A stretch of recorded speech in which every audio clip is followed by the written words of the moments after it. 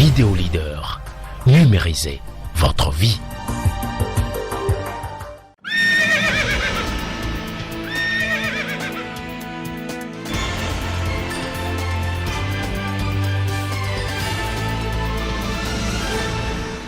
Mercredi 15 septembre 2021, chers téléspectateurs, bonsoir et bienvenue à cette édition du journal sur votre chaîne préférée Koburu TV Africa. Au sommaire de cette édition, préparatifs de la rentrée, vendeurs et acheteurs de fournitures scolaires, dos au mur à Parakou. Pré-rentrée effective à Parakou, le constat au sujet gamin. Football au Bénin, l'autopopo contraint au nul à domicile, les buffles du Borgou dominés en terre marocaine. Hors de nos frontières à présent, Burkina Faso, au moins 3 gendarmes tués dans une attaque terroriste. Voilà pour le sommaire.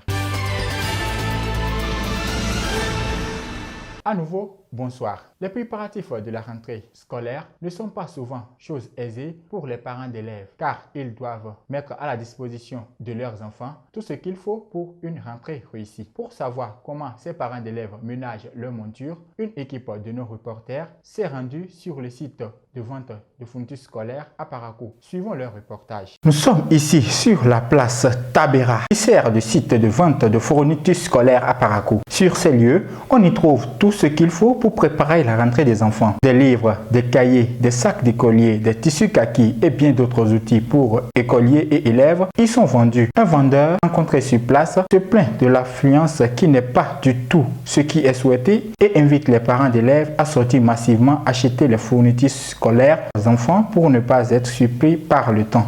L'affluence n'est pas ce que nous attendons. Tout le monde se plaint. Nous nous plaignons tous ici. Et ceux qui viennent, au lieu d'acheter des sacs et bien des choses qui nous donnent un peu un bon chiffre d'affaires le soir, mais ils viennent, ils font leur calcul et c'est juste ce qu'il faut pour que les enfants aient à l'école.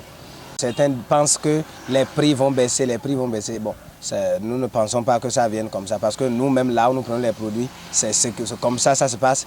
Et donc s'ils peuvent faire quelque chose, c'est de vite venir et acheter ce qu'il faut pour les enfants parce qu'il leur faut ça. Du côté des parents d'élèves, c'est la croix et la bannière. Dos au mur, ils font tout pour mettre le nécessaire à la disposition de leurs enfants.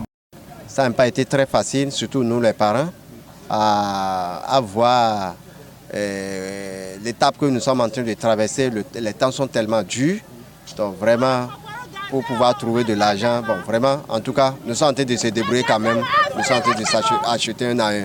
Et vraiment, c'est trop cher par rapport à l'année passée. Cette année-là, vraiment, il n'a pas l'argent et tout a augmenté, tout a de prix. Vraiment, bon, comme obligé, les enfants vont commencer, on est obligé de se démerder. Le manque d'affluence amène donc les vendeurs de fournitures à se disputer les clients. Néanmoins, peu importe la situation, la rentrée aura lieu.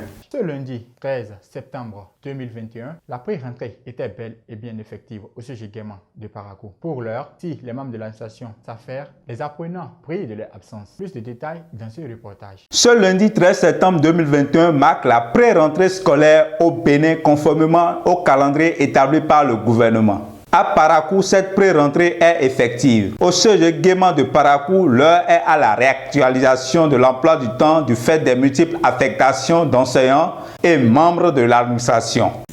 Les activités, c'est l'emploi du temps que nous sommes en train de confectionner. En réalité, c'est déjà fait, mais on est en train de finaliser parce qu'il y a eu des dominations, des affectations, ce qui a joué sur ce qu'on avait déjà prévu. Donc il faut recadrer, faire en sorte qu'avant vendredi, que chaque collègue ait son emploi du temps, qu'il sache les proportions dans lesquelles il doit faire cours. Après l'entrée aussi, c'est la répartition des nouveaux élèves. Dans les classes de 6e et tout, il faut les répartir. On a eu un grand nombre. Il faut les répartir dans les salles pour qu'au plus tard, mercredi, qu'ils commencent à payer chez le comptable pour connaître les classes. Les parents d'élèves sont invités donc à venir remplir toutes les formalités requises pour que la rentrée effective des classes démarre le lundi prochain. Mais nous allons demander aux parents qu'à partir de mercredi déjà, ils peuvent passer remplir les formalités pour que lundi, rigoureusement, ça puisse démarrer. Nous allons faire en sorte que dès le lundi, aucun élève ne doit être dans le collège en civil. Les cours doivent reprendre rigoureusement le lundi, surtout pour les classes des armées les sixièmes, nous allons faire en sorte que tout soit prêt pour que le lundi, tous les élèves puissent répondre présents en kaki. Rappelons que le gouvernement maintient jusqu'à présent la date du 20 septembre 2021 pour le démarrage effectif de la rentrée des classes sur toute l'étendue du territoire national. Le week-end dernier, l'Autopopo et Buffle du Borgou, deux clubs du Bénin, ont livré des matchs. À l'issue de ces deux rencontres, l'Autopopo, qui jouait à domicile, a été contraint au nul. Les Buffles du Borgou ont été dominés en terre marocaine. Le point dans cet élément. En match aller contre le FC Nouadhibou le samedi 11 septembre au stade général Mathieu Kéyoko de Cotonou, l'équipe de l'Autopopo, champion du Bénin, a été contrainte au nul. C'est à la 17e minute du jeu, sur une erreur défensive, que les joueurs de Nouadhibou FC ont ouvert la marque grâce au but de Mohamed Ntiagama, et à la 68e minute, les locaux ont sonné l'égalisation sur un but de Faïzou Para. Cette rencontre, qui s'est soldée sur un score nul de 1 but partout entre les deux clubs, s'inscrit dans le cadre du premier tour préliminaire de la Ligue des clubs champions de football. Le match retour s'annonce donc très tendu pour les poulains de Mathias Teguinon, condamnés à créer l'exploit à Nouakchott en Mauritanie. Le dimanche, les Buffles du Borgou, vice-champions du Bénin, ont été écrasés en terre marocaine au complexe sportif Prince Moulay Abdellah par les joueurs du club marocain sur un score de 3-0. Au cours de cette confrontation, qui s'inscrit dans le cadre du premier tour de la Coupe de la Confédération africaine de football, la SFAR ne s'est pas laissé faire. Elle a prouvé sa suprématie en marquant 3 buts dans le camp des Buffles du Borgou. En effet, le but de Zakaria Fati intervenu à la 24e minute, celui de Hamza Moujahid inscrit à la 25e minute et celui de Anwa Tarkat marqué à la 80e minute du jeu ont permis à la formation militaire de dominer largement le club du Septentrion. Ce n'est qu'à la 60e minute que les Buffles ont réussi à réduire le score qui était de 2-0 au Marocois. C'est donc pour les Buffles du Borgou une mauvaise entame qui réduit les chances de qualification au second tour. Pour se qualifier, les Buffles devront offrir une véritable remontada au club marocain qui sera également au Bénin pour le match retour.